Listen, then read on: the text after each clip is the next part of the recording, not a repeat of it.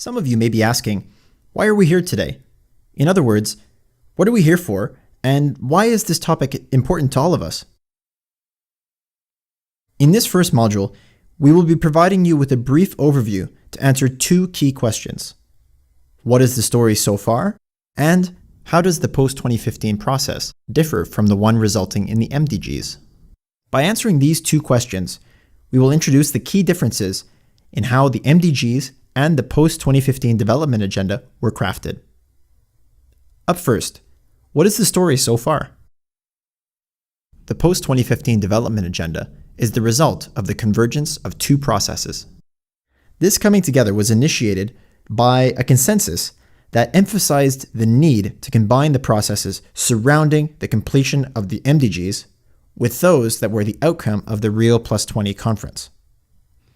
We can refer to these two processes as the MDG track, which is shown here in orange, and the Sustainable Development track, shown in green.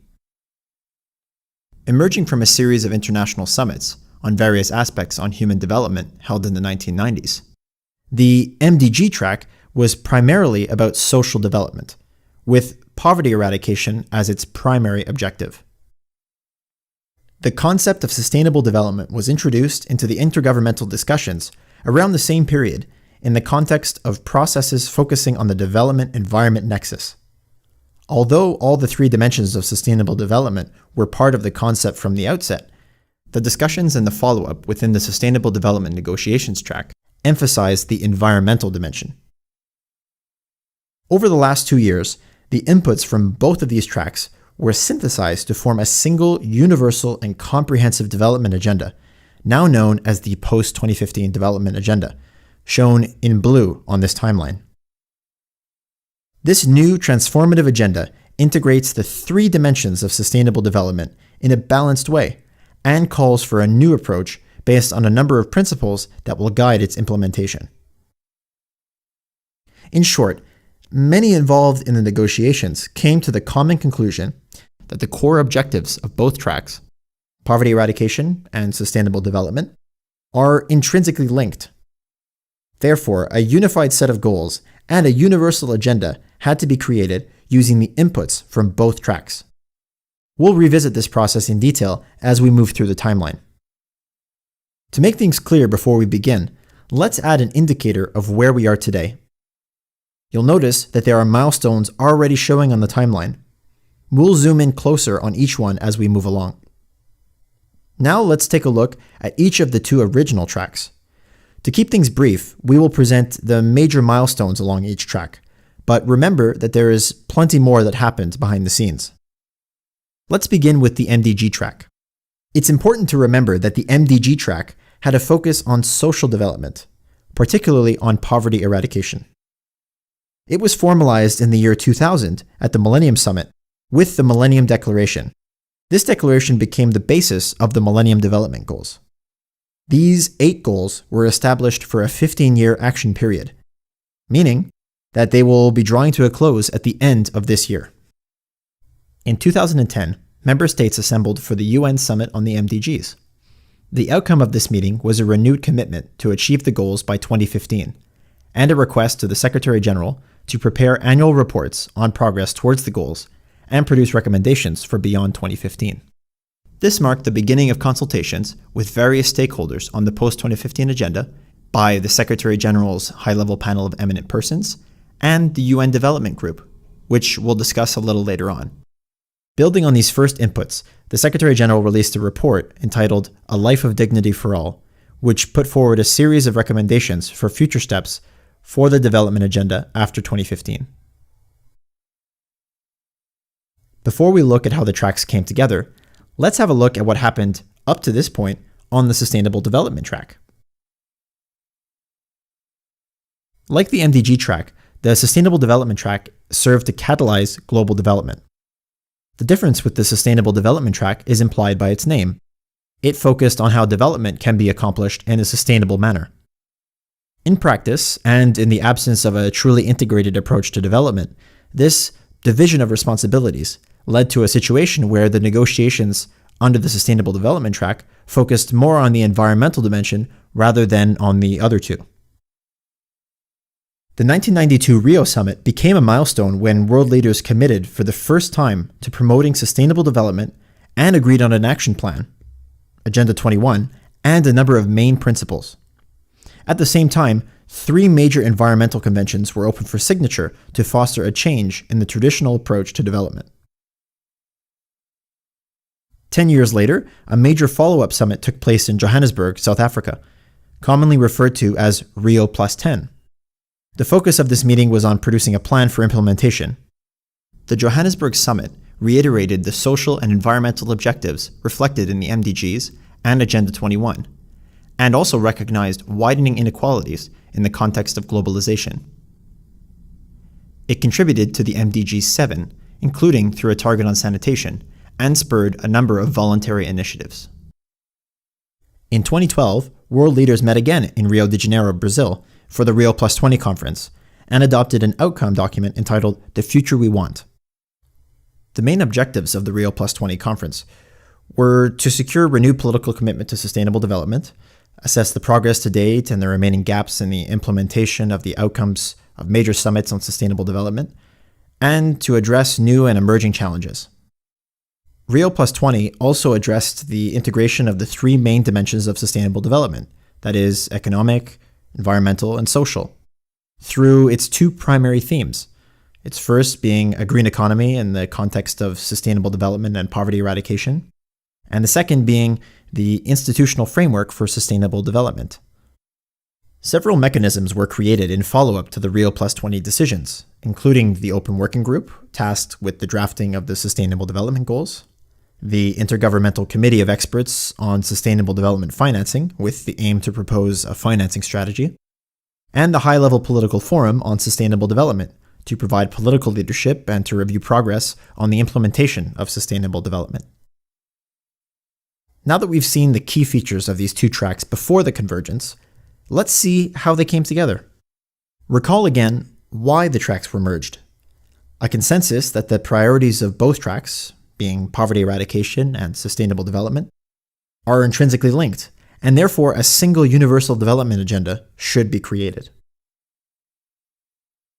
This holistic approach was discussed and agreed upon during the General Assembly special event in September 2013, when member states recognized the intrinsic linkages between poverty eradication and sustainable development.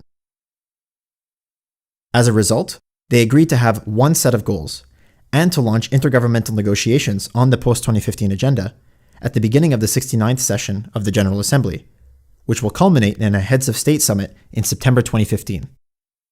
The agreement also requested that the Open Working Group and the Committee of Experts, both of which were created at Rio Plus 20, complete their work by September 2014, and the Secretary General prepare an overall synthesis report as an input into the post-2015 negotiations. The idea was that a new set of global goals would form the basis of the post-2015 development agenda. Of course, the agenda is more than just a set of goals. Also needed are guiding principles, targets, indicators, implementation means, and monitoring and review measures. Let's now explore the steps after the convergence of these 2 tracks. By July 2014, the Open Working Group had finalized its proposal for a set of 17 Sustainable Development Goals, along with a total of 169 associated targets. Then, by August 2014, the Committee of Financing Experts produced a set of recommendations on sustainable development financing. This enabled the Secretary General to submit his synthesis report by December 2014. This report combined the full range of inputs from both tracks. Building on the SDGs proposed by the Open Working Group, it provided 6 essential elements that could frame and reinforce the agenda. Member states agreed that the proposed SDGs would form the basis for intergovernmental negotiations on the post-2015 agenda that began in January of this year and will continue into July. So that's where the agenda stands as of today. Now, let's take a look at 3 important upcoming events. The first is going to take place as part of a major related complementary process that runs alongside the post-2015 agenda and focuses on financing for development. The Third International Conference on Financing for Development, organized in follow-up to the Monterrey Consensus and Doha Declaration, will take place this July in Addis Ababa, Ethiopia.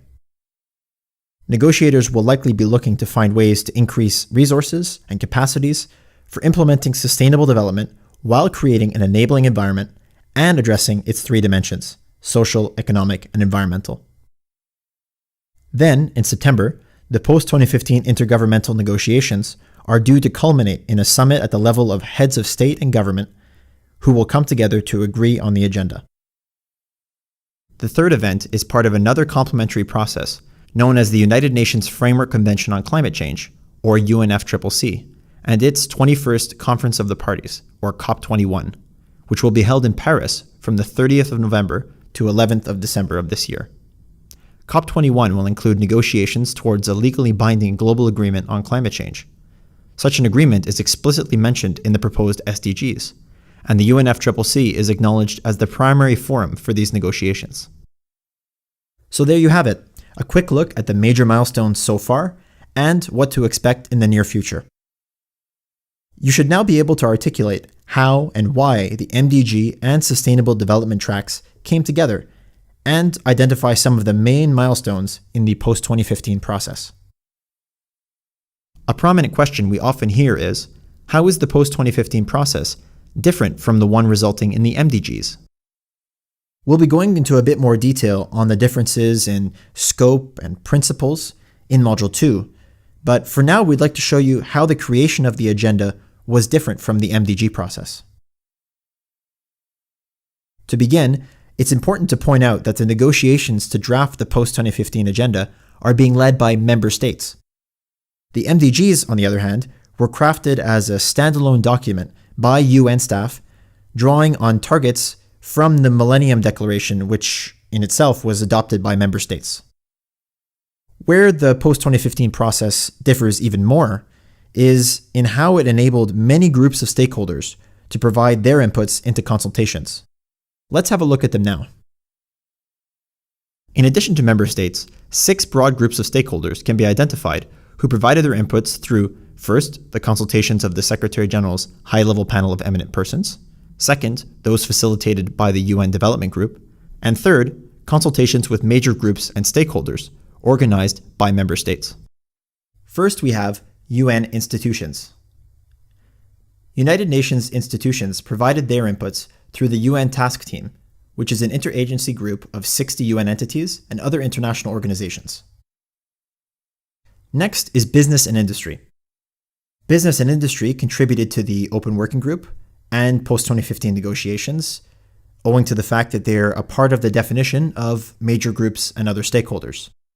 They contributed to other consultations through the UN Global Compact and UN Development Group. Moving along to civil society and people. Inputs from civil society and people come from several very important sources. In terms of the Open Working Group, followed by the post-2015 negotiations, inputs came from groups like Children and Youth, farmers, indigenous peoples, NGOs, women, and workers and trade unions. Civil society and people were also consulted through the global conversation led by the UN Development Group, including thematic and national consultations, dedicated dialogues on implementation, as well as an innovative My World survey, which counts over 7 million offline and online respondents so far. Inputs from regions were also included. The regional perspective was reflected in the consultations led by regional commissions. Next is science and academia. Inputs from science and academia come through the Open Working Group and post-2015 negotiations, which refer to these groups as the scientific and technological community. Inputs also come through the Sustainable Development Solutions Network, the UN Development Group thematic consultations, and others. And finally, we have political leadership. The consultations of local authorities, as one of the major groups, were conducted through the Open Working Group and post-2015 negotiations. The consultations of national leaders, including those from governments, business, and civil society, were conducted through the Secretary General's high-level panel of eminent persons and through the UN Development Group consultations.